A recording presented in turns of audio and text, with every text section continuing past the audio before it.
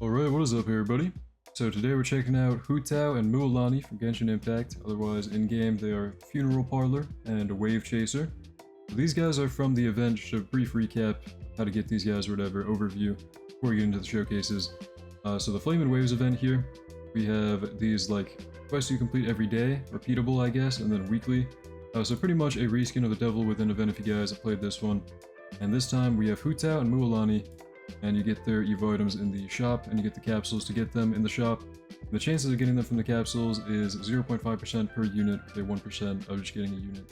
And pity of 50. So, you just grind the event or whatever, and you get them. I'm gonna go check out their cosmetics as well real quick, just go over those briefly in the lobby before we get into the showcases, okay? And I do have max Etherealization, full points into damage, max level, Warlord relics on them, which we'll get into when we actually show them off, but yeah, I've got them pretty much maxed out with kind of decent relics for now. And those are what the cosmetics look like. Showcase video now. Okay, let's get into the actual units. Okay, time for the showcase here. Unit showcase for Hu Tao and Mualani. Starting off with Hu Tao. So, max Etherealization here, every star, you can see. Very quickly.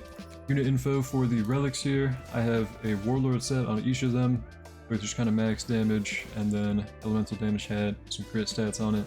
So, pretty basic Warlord set right now. And checking out Hu Tao first. So, line AoE on placement, doing 4 carry 4.71. She does have one kind of ramp up passive that I let ramp up, so she has right now a 25% SPA reduction from takedowns here from Burning Afterlife passive. So, normally her SPA might start off a little bit higher, but let's get into the other passives as well. So, pretty much every attack she's going to apply a Pyro stack with a cap of 25. Then every 5 seconds, with those Pyro stacks here, she's going to consume them and deal 7.5k damage per stack. So keep in mind, up to 25 stacks on something, if she consumes 25 stacks or 7.5k damage each, that's like, I don't know, multiply 25 by 7.5k, that's a lot, okay? E6, the damage will apply twice, so double that, so 15k times 25. Pretty good damage. That's got to be like above 300k or something. I can't do the math right now, I'm sorry, it's nighttime for me, I'm tired. But that's at E6, and it'll still only consume 1 stack. And Fire for Souls, when an enemy with Pyro stacks dies in range, has a chance, 25%, to transfer up to 10 Pyro stacks to nearby enemies, so good crowd control. If one enemy has a lot of stacks on it, and then it dies, it'll transfer onto other ones up to 10 Pyro stacks. Then Burning Afterlife, we let that ramp up for the 25 SPA already, and for every enemy with Burn or Pyro in range, she gains 1% damage up to a cap of 25%. So that'll probably kind of have her damage fluctuating once she like attacks stuff and applies Pyro. In the Infinite, not really so much, I guess, because she one-taps them anyway, but you know, her damage could go up to 25% higher, I guess. So, let's keep going through the upgrades here. Here's a line AoE, animation, everything, one last time before we upgrade her to the next attack. Afterlife Dance on upgrade 2. She becomes a circle AoE. New attack animation, she goes in. I do like the butterfly effects and everything. You can see the stacks on them as well. Stack number on those enemies whenever she applies it. Pretty cool. Keep going. We get Soothing Flames on upgrade 5. We become full AoE. Okay. Round. So not hybrid. But full AoE. Looks like pretty good damage. Might be because my relics are pure damage though. And then, honestly, I wouldn't say she's bad. I think she's pretty good if anything, right? Because like, with Pyro stacks full AoE, that might be kind of crazy. I don't know. Probably not the best unit ever, but she seems alright. She seems alright. Alright, next up we got Wavechaser Surfer, Mualani, and this unit should have more going on. As you can see, her crit stuff is going to ramp up over time, which this time I haven't given her time to ramp that up fully, but I don't know. Just kind of keep in mind she gets more crit, up to crit damage and crit rate, 40%, 25% respectively.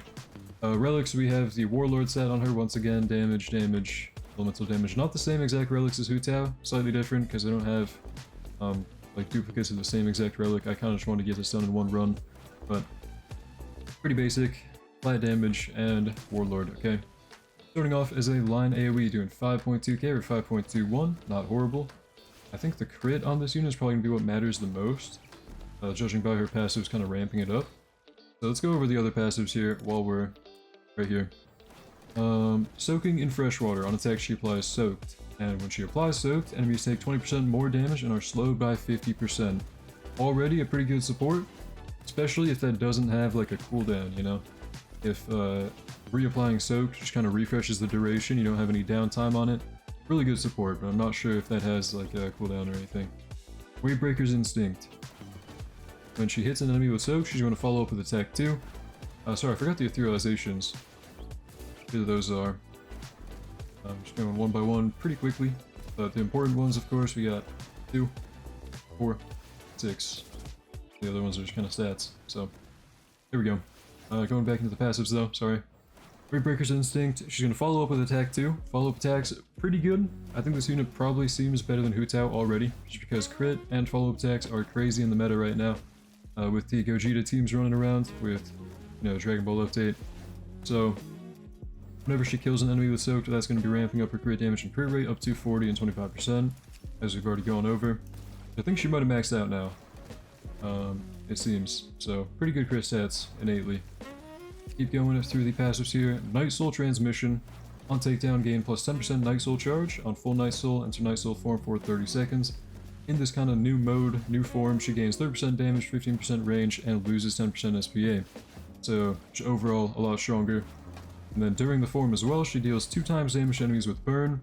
And this form has a cooldown of 30 seconds. Okay. So, let's see if we can catch her in the Night Soul form once we max her out. We go through the upgrades here. We have Batter Up on upgrade 3, becoming a circle AoE. She is also ground, much like Hu Tao. Boom Shakalaka on upgrade 5, becoming a, I guess, maybe slightly larger circle AoE. And max upgrade, doing 115k for 6.51. I think the raw damage-wise, actually, I think that's the exact same as Hu Tao. Am I tweaking? I don't know. Either way, let's see if we can catch her Night Soul form ramping up, but she does have quite a bit of crit as well. Watched her gain 45% attack from something. I don't think that was her Night Soul form though. But let's keep watching here. Night Soul form is now ramping up, and there we go. So, there's the buff. DPS with that, 23k. Not horrible, especially because that was before crit or anything with like soaked. So, pretty good. I'd say she probably looks better than Hu Tao. We're to put them side by side. Hu Tao, of course, no longer having the 25% SPA reduction, though, from her other passive that we had to ramp up before. And we're going to idle buff them.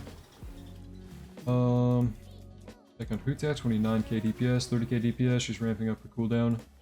And Wavechaser, 35k DPS. I mean, I don't know. They're both kind of alright. I don't think they're crazy meta. Hu Tao or Mualani both. They're just kind of okay. Go for them if you want to. I wouldn't recommend Ruler.